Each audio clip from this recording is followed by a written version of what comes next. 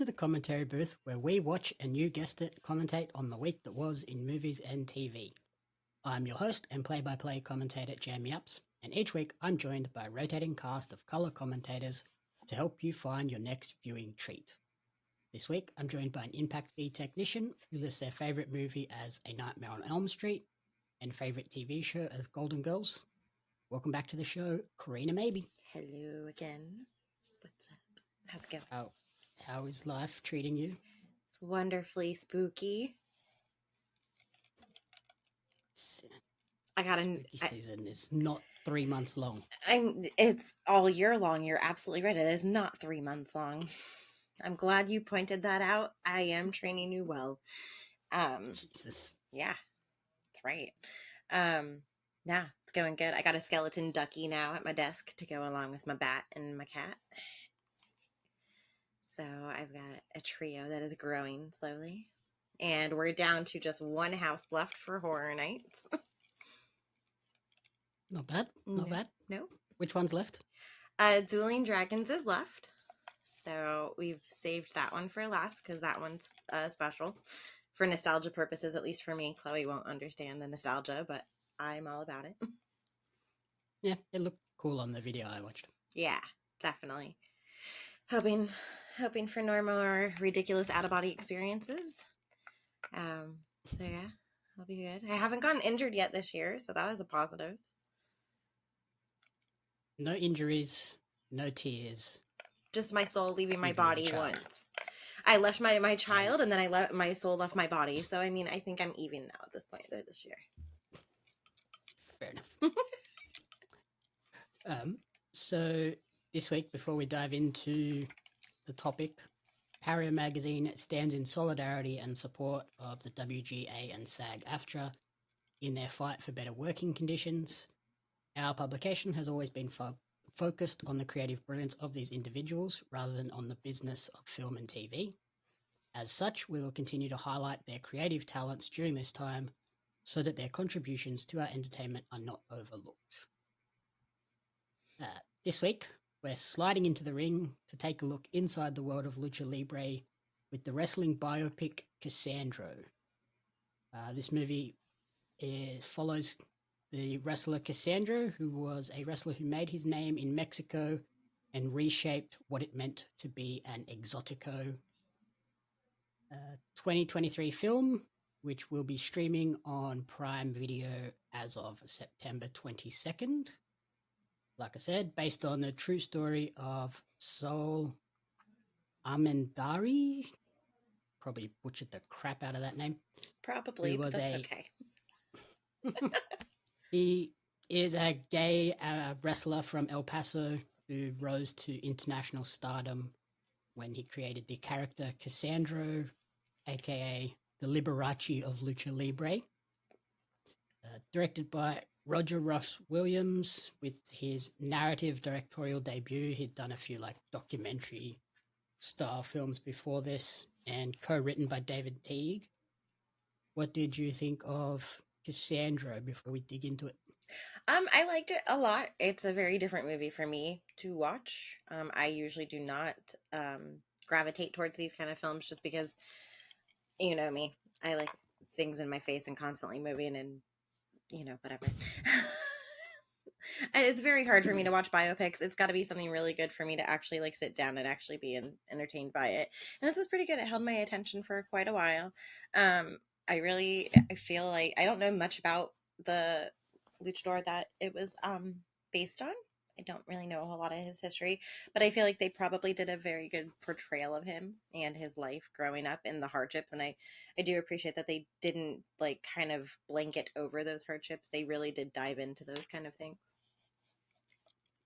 Yeah, I thought this was a much more emotional movie than I expected going into it. I kind of expected it to be a bit more flamboyant and flashy, I guess, in more that lucha style, but no, it's very much grounded in those early years and how he came to find himself as both a person and then as a luchador, transitioning into becoming an exotico.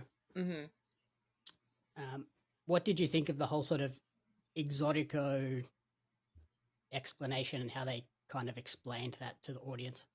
I thought it was a really good explanation. I'll put it that way. A lot of people probably going into it, like me, might not have like realized that there was like an official name for that style of luchador, essentially.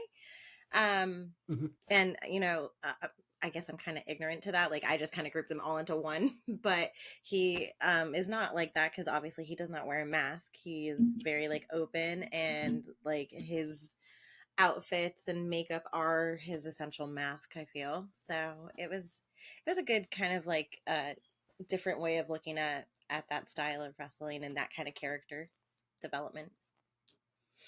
Yeah, lucha libre is very like different in that way. Like this is kind of what sets lucha libre apart from like American wrestling or Japanese wrestling and stuff like that. They have the exoticos, which are male wrestlers performing essentially in like drag, and then you have rudos who are bad guys, and then technicos who are the good guys and stuff like that. Like Okay. America has like the faces and heels, like the good guy, bad guy stuff, but you don't see a lot of the sort of exotico stuff. Like there's a few now, like it's becoming a little bit more mainstream and accepted. Like we had Sunny Kiss in Mm-hmm. AEW and Nyla Rose. Yes. So like we do see a little bit of it, but nowhere near as much as like Mexico has had them for quite a long time. And Mm-hmm. I liked how they sort of explained it, and I liked how they sort of showed how Cassandro really did sort of change the whole industry in terms of how accepted they were in the industry. Yeah, because like Like in the he, beginning like of he the said, film, he didn't want to be an exotico to begin with because they don't get to win ever, right, and and then that then all changed. on top of that, there's always like that whole like stigma that they have that like we saw them like in the beginning of the film like just throwing out derogatory statements towards exoticos and stuff like that. Like and to be fair with this film, like if you're easily offended, just stop now because they don't they don't stop it. Like they really are. It's very raw and in your face that is how they were. And unfortunately, times are coming back to that. I feel sometimes with certain things. So it's just it's very interesting to see that he was able to kind of overcome those obstacles and like that negativity and kind of just like blank them all out and change the industry significantly. Yeah, like if gay slurs are rough for you, there's a lot. Like it doesn't hold any punches here. Like it drops the hard F slur Yeah. often and prominently. Yeah, and it's just it's sad to see that like just because someone decides that they want to explore different styles of either outfits or wrestling styles or whatever that they are completely bashed for it. Mm-hmm. And yeah, like the whole theming of like exploring the homophobia and stuff. I thought the movie did a fantastic job of that. Like even within his sort of self and his partner Mhm. and his mum, like there was still like tinges of it throughout the whole story. Like his mum was like totally accepting of him in like private and everything like that, and supported him, but then like early on she just didn't want it to be like public knowledge, I guess, Yeah, like she even warned him like look what especially with happened his to whole so like and so's father. boys and stuff like that and just shush, keep it down. Yeah, so like him exploring this whole exotico character was kind of a little bit jarring for her to begin with, and then yeah, he had that relationship with El Comandante, who was like obviously hiding his sexuality and ashamed of the whole relationship as well. So I did like that they kept that thread throughout. They didn't just be like, oh, here's a little bit at the start, and then once he switches to the exotico, oh, it's fine now. Yeah, and I feel like it gave that much more like to the movie, I guess if you want to say it. Like it really like got you in the feels and you really did connect with the character on an emotional level. um because you saw him going through all these hardships and trying to be accepted, and then even questioning himself because he's not being accepted by his partner. Like, he's just kind of realizing, like, what's why can't we do this? Like, why are you so ashamed and everything like that. So yeah, I definitely feel like they did a really great job with that. And Gail Garcia Bernal, who plays Cassandro, I thought he was fantastic in this role. Like, it's clearly his movie. Like, he's the main star, and even though there are some like recognizable faces and names as support actors, like, they kind of just drift into the background and fade away. Yeah, they're significant and they play a good role to like hype him up. But yes, this movie was very much one character focused, and I really liked that because I feel like, his story didn't get lost. Whereas sometimes you watch other movies and it's like they're so busy and focused on other side characters that you lose track of the main focus of the story. Yeah, like, they're trying to build up all of the characters in the movie when it's like the movie's called Cassandro. Yeah, that's We all we don't need. really care about anyone else. Mm-mm. And yeah, he's had a number of roles recently. Like, he was a voice in Coco. He's in the M. Night Shyamalan movie Old. Oh. He's in the new Jennifer Lopez Netflix movie The Mother. And he was in Werewolf by Night on Disney. Oh, okay. Well, shit. He's been So in a ton of stuff. sounds like he's sort of starting to branch out into a lot more stuff, like, especially like US productions, not so much purely like Spanish. Yeah, and that was I thought, not that I have a problem with watching films with subtitles. I If I don't have to, it's nice not to have to read, because then I feel like my focus just gets weird. But this Yeah, was you end up reading the whole time, not actually watching the movie. yeah, and it really sucks because then I feel like I'm not giving the movie a fair shot. But I do like the fact that this movie is kind of like a mix, so you're not constantly having to read the subtitles, but in the important parts, where it's like really when he gets really emotional, especially like with his mom and stuff like that. I appreciate that they stuck with just doing a subbed version of that. And I think that makes it like more authentic too. Like, with a lot of those people that live on those border towns and travel backwards and forwards between Mexico and the US, I feel like they do just like mid sentence, like, Flip switch it. into English and Spanish. And it's like, okay. Yeah, So that felt super authentic by doing it that way. absolutely. Yeah. Some of the other actors in the movie were Roberta Colindres as Sabrina, his trainer, that pretty much gives him the like shove to like, clearly this whole El Topo trying to be like a normal, like, yes, like straight up technico wrestler is not working for you. Like, you clearly, like, you get in the ring, you're kind of clumsy because you're too focused on portraying a character and not just being natural and letting it flow.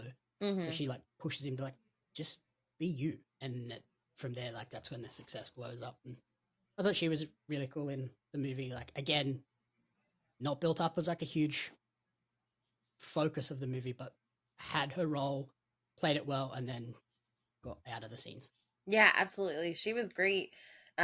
She was super like supportive of him, which I really like really appreciated. She didn't like demean him or talk down to him or anything like that. Like, as you see some like trainers are portrayed as. She was always just very like Mhm. supportive, like, oh, you got this, like you're gonna be fucking amazing, this and that.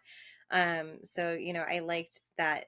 That was like a different kind of way of portraying a trainer at that point, that they're not all assholes. And in that whole training aspect, they sort of went like the typical like biopic sports movie. They had little flashes of training, but we didn't get like this crazy extended like, oh, here's like a 5-minute training montage thing. Like, it just Yeah. here's bits and pieces, and it felt real. Mm-hmm. Uh, Two of the other people that stood out were they got El Hijo del Santo to play himself, which was cool. Mm-hmm. And the other really big name who had a pretty small role in reality, Bad Bunny as Felipe. But The drug the for drug real? dealer was Bad Bunny. Oh, I didn't know that. Yeah, I was like, wait, what? Like, I That's knew he really was in the movie, and I expected him to have like a big role because he's a Bad Bunny. massive Latin American star, and he's just like, Yeah. I'm just a dude that like hangs out with Cassandro and gives him drugs, and then they make out once, and that's it. I was like, okay, I mean, I guess that kind of makes sense with him, like, kind of now dipping his toes in, like, different things because, like, he was in WWE for that one random match, right? I suspect that was probably around the time this was all being filmed, or Yeah, so shortly after, where he was in this. I now was like, that, all right, yeah, let's try that. now that all makes sense. Like, it wasn't just a random, like, hey, here's this person and we're just going to throw them in this for shits and giggles. It was like, oh, by the way, low key, he's doing something with a wrestling movie, so we should probably give him some experience in the field. Yeah, and he's obviously like a wrestling fan in that sense Mhm. as well. Like, you wouldn't sign up for this sort of movie or doing that stuff if you weren't a fan. Yeah, so that's very interesting to know that because I know of Bad Bunny, but I don't really know all that much about him, so I wouldn't have recognized him right off the bat. Um, watching this because Yeah, I only recognized him because of the WWE connection, and as soon as he popped, I was like, wait, you're in that role of yeah, all and the roles in this movie. You're that one. I didn't even watch that like match or anything like that. I just knew of it because it was like the talk of the town for a hot 5 minutes. So, but yeah, that's very interesting. Yeah, I kind of like expected him to be like a rival or something Yeah. that like Cassandra had to go against and like prove himself, but no, he was just a dude. Like, okay. Here, let's go do some coke and make out. And then, like, in terms of him finding the Cassandra character, like I mentioned, he sort of, it's not until he finds both himself as a person and the Cassandra character that he finds success. But I did like that early in, he was, even as the El Topo character, he didn't want to just like do the same old stuff. Like, he wanted to like embrace the showmanship aspect of it. And when he was like going against that El Gigante dude, Hmm. he was like, yeah, let's like do some stuff and make it exciting. And the big dude is like, no, I'm just gonna beat the crap out of you and we're done. Yeah, it was crazy. Um, I yeah, I don't know. I liked a lot of the different things and the different aspects that they showed for this. I like that, it wasn't just oh, here he's doing this match, he's doing this match. It's like back and back matches and stuff like that. I do appreciate that they kept going back to like him and his connection with his mom because I feel like that was a very important staple in the development of his character, which I really loved. I liked the connection and the fact that like he used like her old outfit to make his whole ring gear for a moment and stuff like that. It was a very kind of like a touching moment because even though she didn't like openly express that like she approved of it, like you can still tell that she was really proud of him when she saw him finally in the ring and stuff like Mm-hmm. that. And then, yeah, like when people are like shouting slurs at him at the Hmm. matches, she's like, shut up, that's my son. It's like, Yeah. okay, yeah, now she's like fully embracing him and accepting everything he's doing because she's seeing how much happier he is and how much success he's having by just being himself. Yeah, yeah. I really did like that a lot. And it was like it was again another emotional moment that you get to see him get molded into this character, and he's doing great, and he's got all these plans for him and his mom, and life happens and stuff like that. So I feel like if they didn't show that kind of a connection, then it wouldn't have been as great in certain spots of the movie. And even like as he's getting a bit more notoriety and success, like it all goes back to he's not really doing it for himself. He Hmm. was doing it so that he could buy his mum a house with A a pool. love heart shaped pool. Yeah. Which was like the cutest. That's like the cutest thing. It's just, he doesn't care about anything else. He just wants to do something nice for his mom. Mhm. Um, and another like interesting part was the uh, depiction of steroid and drug use in this movie. I was a little bit taken aback by, especially the steroid use. I was like, whoa, I didn't think they would show that. Like, I kind of half expected the sort of the cocaine stuff. Like, it's the Mexican border, like pretty It's rampant. expected, But kind of. yeah, for them to show steroid use like, blatantly, I was like, whoa, whoa, did not see that coming. Yeah, that was a bit much. I mean, I get it. And like it got the point across and especially cuz back in the day, like obviously that was a big controversy and I think a lot of worlds essentially of the different wrestling things. So, it's nice to see And that they like touched light for it.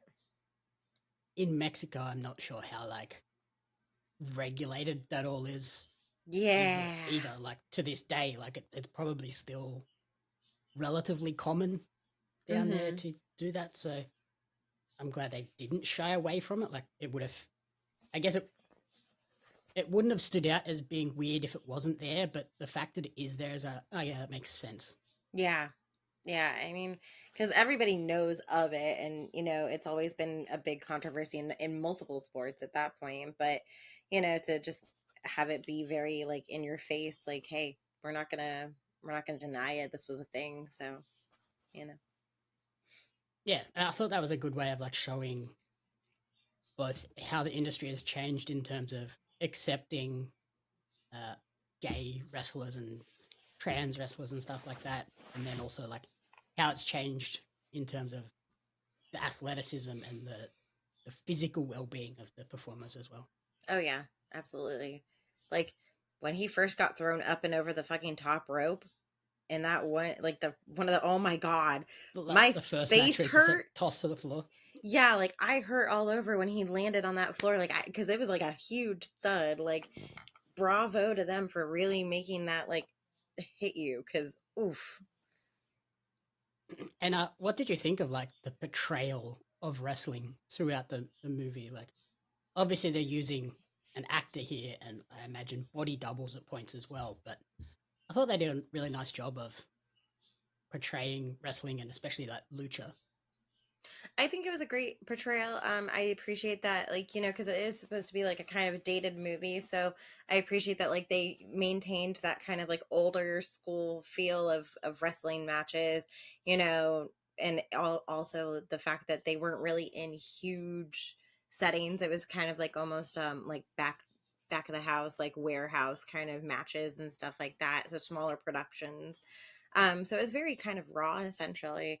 And I really liked it. I really enjoyed it, and it wasn't too flashy. Like, the flashiest thing in some of those matches was Cassandro's outfits, and I feel like that Mhm. was a great way of focusing that attention on him.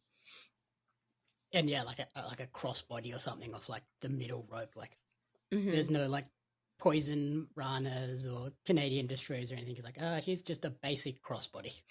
And Yeah, that's it's like a nothing big high spot. fancy. Yeah, nothing fancy, nothing flashy. Just a small dude taking on a really big dude and just being like, fuck it, I want to go for it.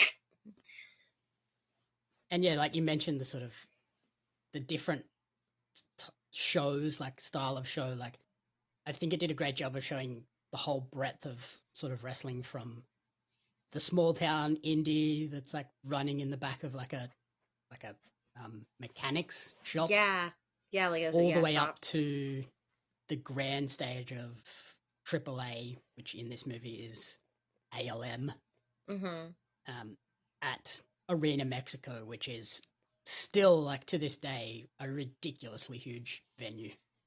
Yeah, and I like the fact that they really did show how far he came, especially with like the audience and even the acceptance of the audience. Because like you said, like in the beginning, it was very negative and derogatory, and then as we progressed, we see how the times are changing, and it's all thanks to his character. And now people are coming out in troves of just support and love for him, and they're all cheering him on versus cheering on other people. Granted, you still have like negative people always, but it's nice to see that a lot of people had changed and supported him, and we're just kind of thankful. Some people seemed very thankful for his character and coming out and stuff like that and showing that it was okay. Especially towards the end when he's on that talk show with El Santo and Hmm. that like young boy comes out and basically says like, without you I wouldn't have been able to come out to my father, and he's here and like he's totally supportive of me now. And I think yeah, you Yeah. need like characters like Cassandro and Hmm. people like that for people to be like, oh, I'm not the only one that feels this way. Yeah, and it was a big deal, like back then, and it's still happening now, and it's a really big thing that, you know, a lot of I feel like a lot of people, it is a lot more accepted, but there's still a ton of negativity every day. So, you know, it's nice to see that those things are just finally like getting light shed on them and stuff, and just, you know, a little bit more in your face so people don't forget about it. And yeah, I mentioned how they, for that big Arena Mexico show where he like breaks out onto the grand stage, Mm-hmm. that they they changed the like wrestling company from AAA, which is their name is like something really weird and hard to say. Oh, please try it. I live for you trying to pronounce things. So commonly referred to as simply AAA, it is an abbreviation of the original name, which is Asistencia Asesoria y Administración de Espectáculos. Oh boy.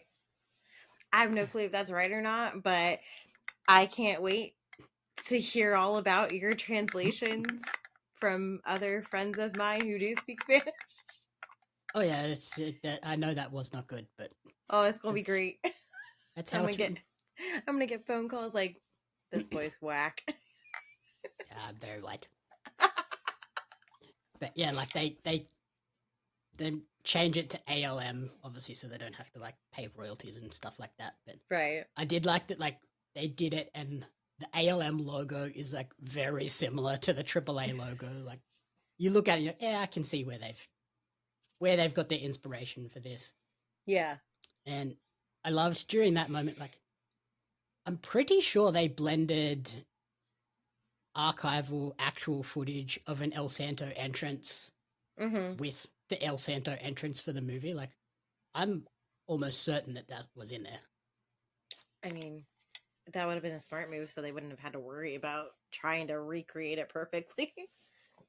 If they didn't, they did a fantastic job of like the cinematography and the editing and the Yeah. effects to make it all look like old footage. But yeah, I was sitting there going, that has to be archival footage. That just looks too close to what it would actually look like. No way. And there was a few like um, in some of the wrestling scenes, like cameos in the background that I recognized. There was definitely Psycho Clown from AAA. He was definitely in the background. And I think there was a couple of others. I can't remember who they were off the top of my head now, but I definitely was like in those wrestling scenes. I was watching it being like, do I recognize any of these AAA guys? Like, I don't watch a lot of it. Like, I maybe check out Triple Mania every year or stuff like that. But Yeah. Psycho Clown was 100% in there. Like, he popped up and I was like, I definitely recognize that guy. Well, yeah, I mean, with that kind of a character, I don't think you could miss it. Yeah. So that was cool. In terms of like my main takeaway from the movie, I think it's just that you should be yourself, and by being yourself, success will follow. I think that's a really good message to take away from this movie. Mm-hmm.